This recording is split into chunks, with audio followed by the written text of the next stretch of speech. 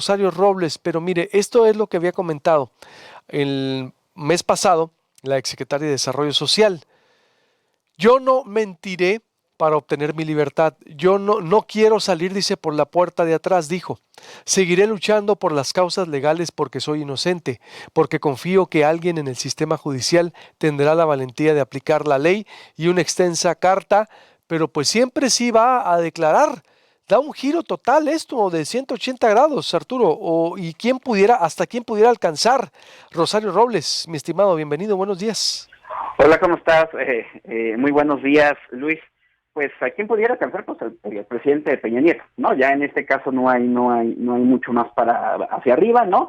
Da un giro, pero te diría que hay un elemento coyuntural entre esa declaración que acabas de señalar, Luis, y lo que tenemos ahora, ¿no? Que es que sale la información de que la CEIDO había solicitado 11 órdenes de aprehensión por lavado de dinero y delincuencia organizada por el caso de la estafa maestra, y una de esas órdenes de aprehensión era en contra de Rosario Robles, ¿no? Evidentemente, eso se trata de una escalada muy grande de la ofensiva penal en contra de Rosario, porque hasta el momento de aquella declaración que tú acabas de decir, Luis, Rosario tenía solamente un proceso por el delito de omisiones, ¿no? Donde la habían logrado mantener presa, pues yo te diría que con criterios bastante cuestionables, que la propia Rosario Robles, a través de la defensa de su abogada Pigmeño Mendieta, había logrado ir derribando, porque ya habían ganado varios amparos donde se estaba debilitando seriamente los argumentos para tenerla en prisión. Ellos estaban confiados incluso de obtener una victoria en un eventual juicio por ese tema de omisiones, pero viene esta orden de aprehensión, que evidentemente se trata de un recrudecimiento serio, porque un caso por delincuencia organizada se trata de una prisión preventiva automática y de la amenaza de pasar pues varias décadas en la cárcel, que para alguien como Rosario Robles pues significa ya una sentencia de por vida. Esto evidentemente vuelca todo, Luis. El domingo pasado, y hoy les invito a que entren en Animal Político, tenemos la historia detrás de lo que lleva a Rosario Robles a tomar esta decisión. Ella tiene el domingo pasado una reunión, una visita en el penal de Santa Marta de su hija Mariana Moguel, una visita muy dura, donde pues básicamente Mariana lo que le pide a su madre es que ya pues ya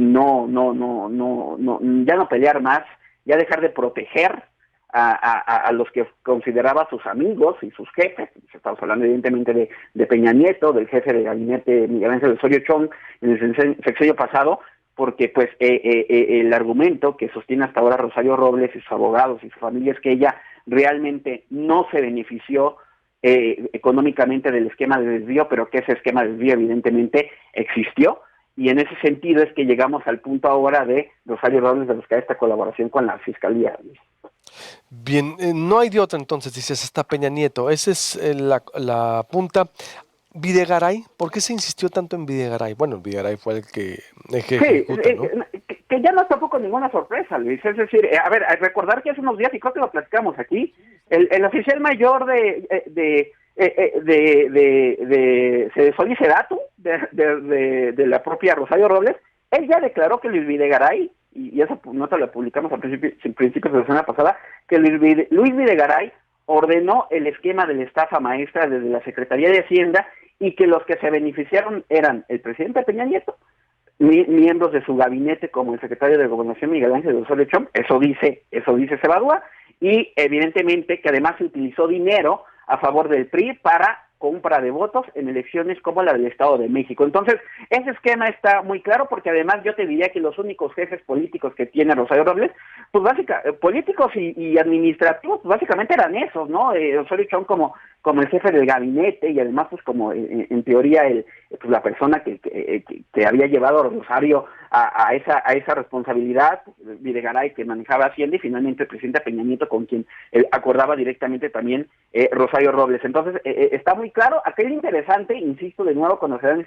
este tema de colaboraciones, es pues saber qué pruebas se pueden aportar, ¿no? Porque luego hacer estos señalamientos es una cosa y sustentarlos es otra, pero en el caso de Rosario Robles, pues estamos hablando de una secretaria de Estado. Imagínate, un poco como en el caso, incluso más que en el caso de Emilio Lozoya, porque Emilio Lozoya fue el director de Pemex, pero no era un secretario de Estado. Rosario Robles sí lo era, y yo creo que su perfil pues es el de alguien que estuvo en primera línea, ¿no? Porque Cebadúa declara: Rosario me dijo que Videgaray le dijo, pues Rosario en realidad ella puede constatar todo lo que ocurrió de primera mano, e insisto, está muy obvio ya hacia quién, porque no hay más, hacia quiénes son los únicos que están arriba de ella, pues, ¿no? O pudiera haber más también, digo, la cúspide es Peña Nieto, pero ¿no crees tú que pudiera saltar a nombres de más Sí, priistas? sí, se trata, digamos que de platicar toda la historia, ¿no? Digamos que para efectos de que ella reciba un beneficio, pues tiene que evidenciar que ella no era la jefa de todo, sino que más bien un poco como que era parte del entramado que se utilizó y que se diseñó para desviar los recursos. Como parte de esa historia tiene que contar todo, y aquí es la historia de la estafa maestra, Luis, es decir, de estos que un poco se evadúa, lo contaba también en su declaración, ¿no? Estos convenios que se firman con rectores de universidades que se prestan a este esquema de desvíos, ¿no? Y que se quedan con su moche, y luego qué pasa con esos desvíos, ¿no? Por ejemplo, el caso de lavado de dinero que la CEIDO presentó ante un juez y que derivó en esta orden en contra de Rosario Robles, que viene allá a darle un giro a la situación, pues habla de cómo la Universidad de Morelos fue la que empezó lavando los recursos para irlos ocultando y para luego enviarlos a empresas, pues empresas fantasma, empresas patito, y que de ahí terminar en quién sabe dónde, ¿no? Sebadúa narra, por ejemplo, en su declaración, cómo algunos convenios, como con la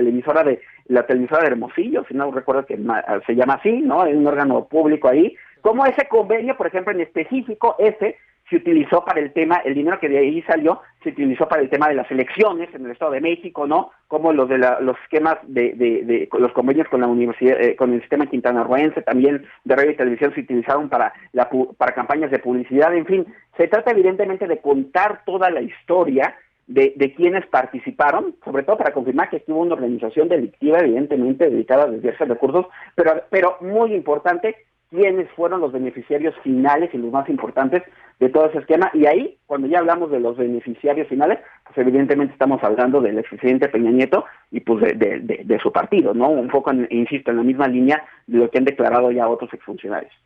Veremos a ver qué tan en serio va la autoridad y si está dispuesta a llegar hasta las últimas consecuencias. Gracias, mi estimado. Un abrazo. No, un abrazo. Buenos días, Luis. Buenos días. Le recuerdo, suscríbase al canal de YouTube. Usted nos puede ver desde las 6:30 de la mañana en su oficina, en su casa, en su tablet, en Facebook Live de Proyecto Puente, proyectopuente.com.mx. Se va a subir a su auto 88.1 FM, La Voz del Pitic, por todas partes.